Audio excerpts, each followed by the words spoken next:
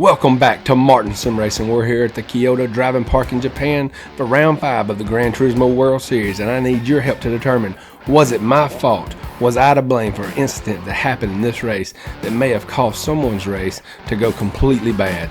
I need your help to know, because it's very uncertain in my eyes whether it was my fault, whether it was his fault, whether it was no one's fault, and it's just something that happens in racing sometimes. But guys, let's get right into it. I'm going to show you the whole race, and later on in the race you're going to see what I'm talking about, and we'll go over it in detail, and you can let me know in the comments, was I to blame? Now we're starting off this race a little lower than we've been starting out, as the competition is getting tougher as our DR increases. We are starting out in P7, and so we're aiming for a top 5 finish. I feel like a top 5 finish starting out in P7 would be a great finish for Martin Sim Racing in this round of the Gran Turismo World Series. Now, starting off in P7, we went with the medium tires for the first lap, and then we're going to pit at the end of lap 1 and go with the soft tires the rest of the race.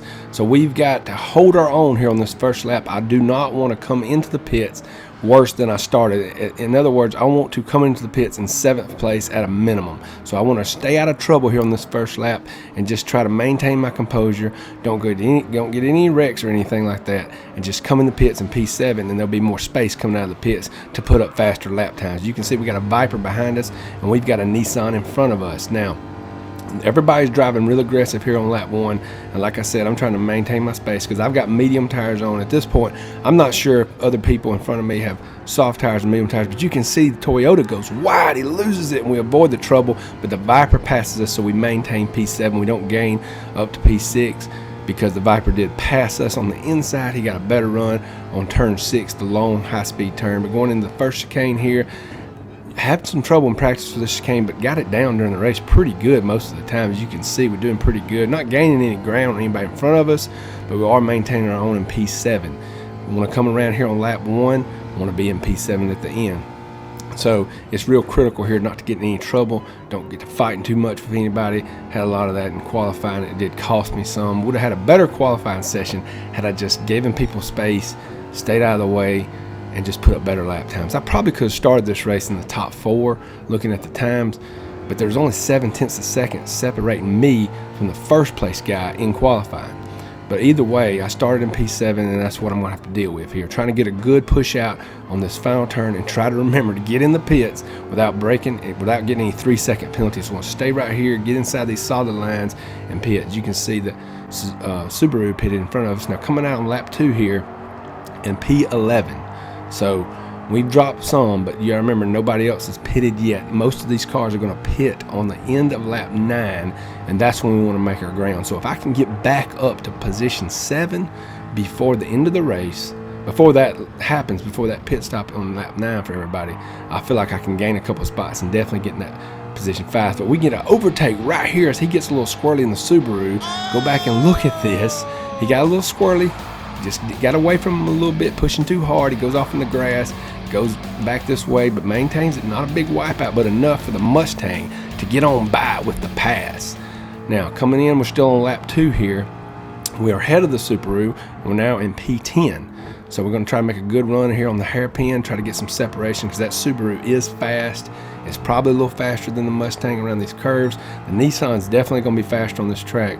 But hey, it's all about the driver too, and I feel like I'm a pretty good driver at this point, and I can hold my own even though I'm in the Mustang. I don't think the Mustang was behind the 8 ball as much this race as it was the last one, but it's definitely not OP in any race, the Group 4 Mustang that is. But you can see he's right behind us in the Subaru, pushing hard. So we're going to come around here to lap 3 as we get going pretty good through this section. Going to come around, and I get off the track a little bit, and it slows me down. I had to come off the accelerator, or else I would have wiped out, and we don't want to wipe out. I'd rather give up a position at this point to the yard dog in the Subaru than I would have a wipeout and totally ruin my race. So I think I made the best move there, coming off the accelerator and just trying to stay with it. But that does allow him to pull really close to us, and we had gained some separation. So we come down the hill on lap 3 for the chicane, the first chicane. As you can see, he comes right up on us, but this is where he had trouble on lap 1. And we pushed through pretty good and gain a little ground, just a little more separation. I think we're taking that chicane a little better than he is at this point in the race. And also on this hairpin coming up, I did pretty well. But here we are on lap 4. We're going to fast forward here to lap 4, and we gain up to this Nissan who had just come out of the pits. For some reason, he pitted on lap 3, which was an odd strategy, but hey, whatever works for you, right?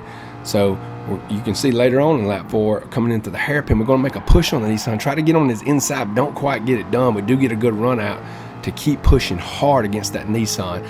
He is in P7, so if I could get the P7 here on lap 4, I would already be in pretty good position for when everybody else pits on lap 9. Now we're doing pretty good. I think he can feel the pressure of us on his back door. As we come around this last curve, I'm going to try to take the inside. I'm pushing up hard, and he makes a good run. I get a little bump on him. Didn't mean to do it. Had my line there. I think I was my right to have the line, but that slows me down and lets the Subaru come up behind me.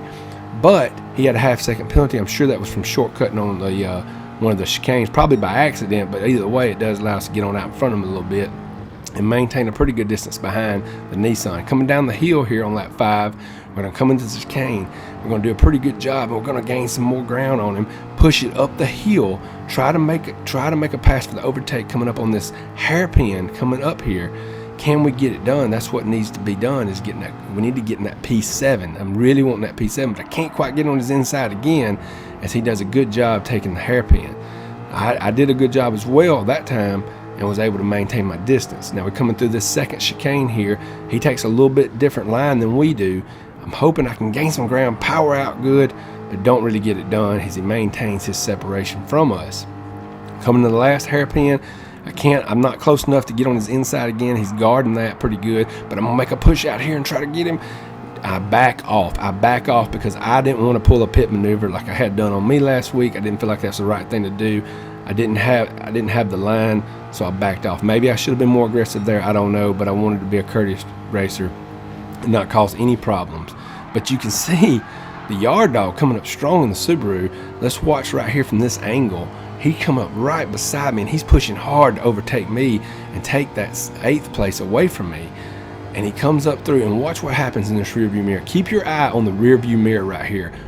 Yard dog goes wide, pushing too hard. Scarlett loses complete control. Bam! And that's it for the yard dog. He is gone. We're going to go back and look at that from his perspective. See, he's pushing hard to try to overtake me, and he's pushing too hard. He should have come off the accelerator there, and he hit it.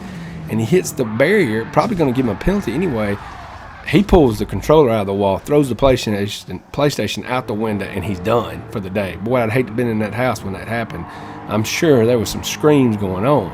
But here we are. Now it's just me and the Nissan, because the yard dog in the Subaru is gone. Nissan goes a little wide there, but it's not enough for us to get close to him. So we're coming down the hill into the chicane. We're on lap 6 here. Let's see what we can do right here coming into the chicane. I go a little wide on that first turn. It slows me down. You can see he gains more distance on me. So didn't perform well in that chicane, and it really cost me. If I could have had a good run on that chicane, I could have got closer on him here and maybe made a move on him in the hairpin here, but it didn't happen. I went wide, man. I went wide. I forgot my braking point right there, and you can see he gains even more space. Oh my gosh, I was so close to going right through the turn and hitting the wall, and that being the end of my race, but I was able to save it. But it does not help me in the long run, because I just lose more and more time to the Nissan, as he's done made another overtake, and we got another Subaru here in front of us in P7. We really need to get back to that P7 as soon as possible, because we're approaching the end of the race now. We're on lap 7.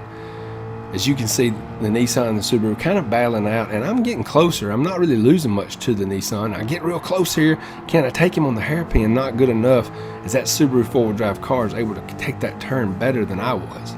Now coming into the chicane here, I'm hoping for a mistake from somebody, but everybody's doing pretty good. We come out pretty good on that chicane there, and we power out. The Mustang, I feel like it's a little stronger in the straightaways than the Subaru, definitely not stronger than the Nissan. We cannot get on the inside of the Subaru here to power out on this last turn before we get to the finish line here on lap 7. Now I was trying to get in his slipstream, trying to cut that air down and gain some ground on him. It's not really working that great here, but this is where you need to be watching right here to see what happens. Can I get close to the Subaru and make a pass on him? And the Nissan, everybody's going up, and he just slows down, and boom, I bump him. Now that doesn't seem like that big a deal, but it ends up being a much bigger deal for him than it was for me. And that's what the title of this video is about, is that incident right there, because I may have ruined his race. It depends on how you want to look at it. I mean, he slowed down, in my perspective, out of nowhere. I wasn't expecting him to be that slow taking that turn. He's not been that slow in any other lap. So he finally just gets out of the way and courteously lets us go by. Watch his damage meter down here in the bottom left. Boom. As soon as I hit him, he's got red flashing on the back end. So that's slowing his car down from that damage. But I also have damage on the front end of my car. Watch it in slow motion here. Here I come. Little boom. And there he gets the damage. Now that's with that new damage model since the update. And that damage, I imagine, slowed him down and screwed him up bad enough that he just thought, you know what? I'm not as fast as this guy. I'm just going to let him go by. That was real courteous on him to let us go by, but I didn't know at the time. I wasn't thinking about that causing damage. I didn't even realize that I had damage on the front end. If the damage is bad enough on my DD Pro wheel, I can definitely feel it, and it screws up. It makes the car almost steer like crooked. I don't know if other people are experiencing that with this new damage model. I like the damage model myself, but it messes me up on the chicane right here and causes me to lose time to the Nissan. But I need to know in the comments, was I in the wrong there? I mean, him slowing down like that, should I just slammed on my brakes? Because I wouldn't have had any chance to catch the Nissan or even be close to him anymore if I slow down too much, and I just was not expecting that. That's the thing you got to understand. From my perspective, that just came out of nowhere. So I need to know in the comments, was I wrong? Was I at fault for that? But you can see here, I'm still in the battle, and I'm now in 7th place, which is where I wanted to be. But I got 2 guys right here in front of me on lap 9. At the end of this lap, all the front guys are going to go into the pits. So if I could somehow take another position right here, I'm going to be in a pretty spot here. Maybe even could get a top 3 finish. It's possible. It just depends on the pit times. You can see he goes wide in the other Nissan, and that allows the old Mustang to get the pass and get it done, son. Martin Mustang goes in the 6th place, P6. We've gained 1 spot from where we started, and everybody else hasn't even pitted yet. So I'm feeling like I'm in good shape here. I don't know how far ahead that group is from me and the Nissan, but if they're far enough ahead, then I possibly can sneak into the top 3 here. I don't think first place or winning the race is going to be something we can get done, but possibly we can get a top 3 finish here. Don't do a great job on the hairpin there, and that does cost me, but I'm still falling pretty close behind that Nissan. We go into the last chicane here before the final hairpin turn. I need to take a good chicane here, and I do a really good job on that one. And I power out through, and I'm maintaining my distance from the Nissan. I need to get a little closer to really getting that slipstream to gain some time here. Let's get a good power out on the last turn here. We see the top 3 guys are in the pits. The 4th guy's in the pits now. So you got 4 guys in the pits as we're coming through, going by over the finish line into the pits. Some of those guys are starting to come out. So we're getting closer and closer because they're just starting. Their car's not going to be as fast right now. And as you can see, it's starting to get close, and I move up into 5th place. So I'm in the top 5 as long as I don't screw up.